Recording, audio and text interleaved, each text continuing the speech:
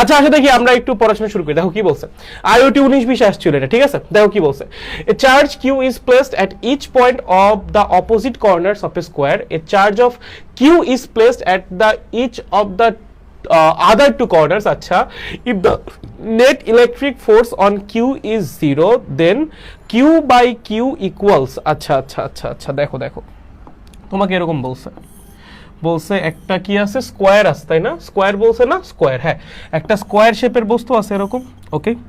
তো স্কোয়ার শেপের বস্তুর চার কোণায় চারটা চার্জ আছে, ঠিক আছে? দুইটা অপোজিট কর্নারে আছে কিউ মানের দুইটা চার্জ, কিউ মানের দুইটা চার্জ, ঠিক আছে এরকম।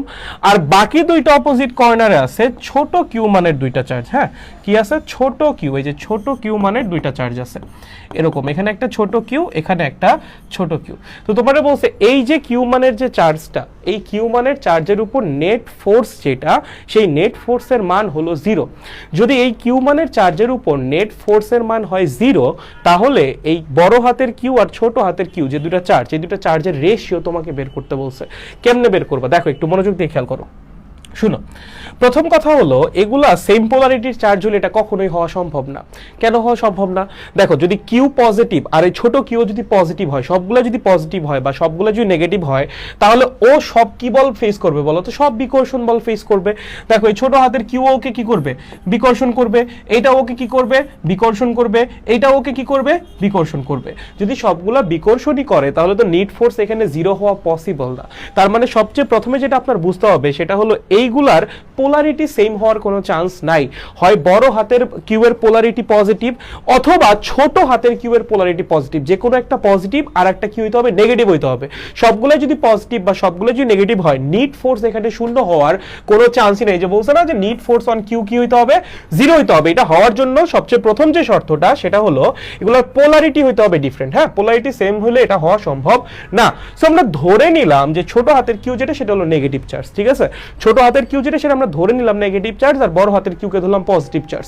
তুমি উল্টাটাও ধরতে পারো, সেম রেজাল্টই আসবে। তো ছোট হাতের কিউ যদি নেগেটিভ চার্জ হয়, তাহলে ছোট হাতের কিউ এই বড় হাতের কিউ কে কি করবে? আকর্ষণ করবে, ধরো F1 বলে। এই ছোট হাতের কিউ এই বড় হাতের কিউ কে কি করবে? আকর্ষণ করবে, ধরো F2 বলে। কথার কথা, এই দুইটা তো সেম চার্জ, তাই না? তার মানে এই দুইটার পোলারিটি সেম। আমি যদি ছোট হাতের কিউকে নেগেটিভ ধরি, বড় হাতের কিউ দুটাকে কি ধরা লাগে? পজিটিভ ধরা লাগবে। তাহলে এই পজিটিভ চার্জ এই পজিটিভকে কি করবে? বিকর্ষণ করবে, ধরো F3 বলে বিকর্ষণ করবে। কত বলে বিকর্ষণ করবে? F3 বলে বিকর্ষণ করবে। এবং আপনাকে বলছে এই F1, F2 আর F3 এই তিনটার লব্ধি কত হইতে হবে? এই তিনটার লব্ধি হইতে হবে 0। তিনটার লব্ধি কত হইতে হবে? তিনটার লব্ধি হইতে হবে 0।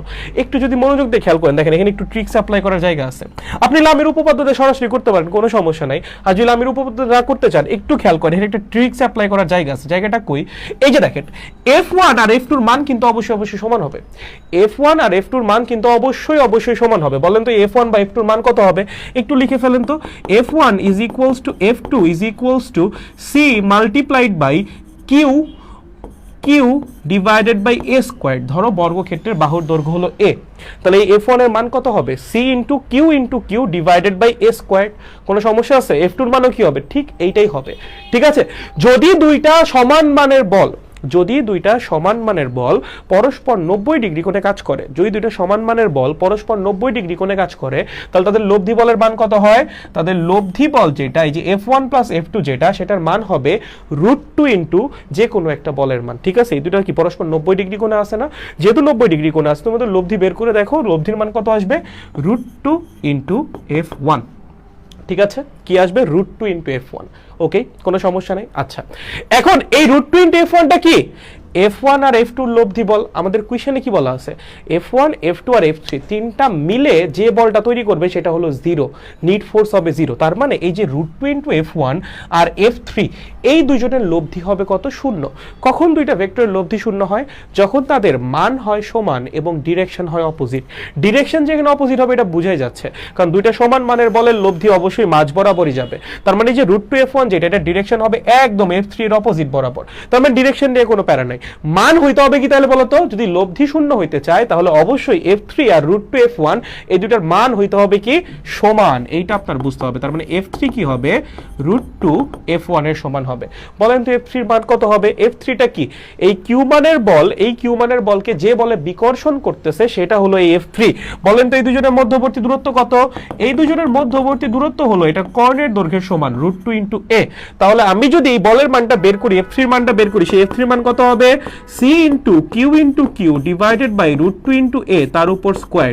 আর এখানে আমাদের f1 এর মান কত ছিল? f1 এর মান ছিল c * q * q divided by a square. তাহলে আমাদের c বাদ, খেয়াল করেন c বাদ, এখানে একটা বড় হাতের কিউ, এখানে একটা বড় হাতের কিউ বাদ, a স্কয়ার্ড বাদ, তাহলে থাকতেছে কি? এখানে থাকতেছে কিউ, নিচে থাকতেছে 2, উপরে থাকতেছে √2 * q। তার মানে q ডিভাইডেড বাই ছোট হাতের কিউ আসতেছে হলো 2√2, না কি আসতেছে 2√2। ঠিক আছে, এখন অপশনে তো 2√2 নাই, কারণ কি?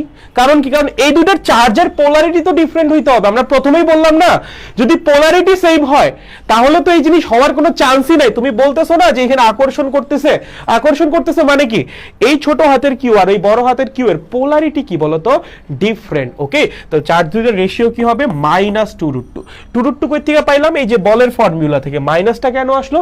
কারণ চার্জের পোলারিটি যদি ডিফারেন্ট না হয় তাহলে সবগুলো বলই হবে ডিফারেন্ট বল, মানে বিকর্ষণ বল। এন্ড সবগুলো বল বিকর্ষণ বল হইলে এখানে লব্ধি শূন্য হওয়ার কোনো চান্সই নাই। ঠিক আছে, সো এখানে প্রথমে আমরা বলছিলাম যে চার্জের পোলারিটি ডিফারেন্ট হইতে হবে, চার্জের পোলারিটি কি হইতে হবে? ডিফারেন্ট হইতে হবে। ঠিক আছে, অবশ্যই ডিফারেন্ট হইতে হবে। একটা প্লাস হলো একটা মাইনাস, সো একটা যদি প্লাস হয় আর একটা যদি মাইনাস হয়, দুটো চার্জের যদি রেশিও করি, রেশিওতে কি রেজাল্টে মাইনাস থাকবে না? অবশ্যই থাকবে। আর তাদের মানের অনুপাত কত হবে? 2√2। সো এই পোলারিটির জন্য আসছে মাইনাসটা, যে দুইটার পোলারিটি ডিফারেন্ট, আর 2√2 আসছে তাদের মানের রেশিও থেকে। ঠিক আছে।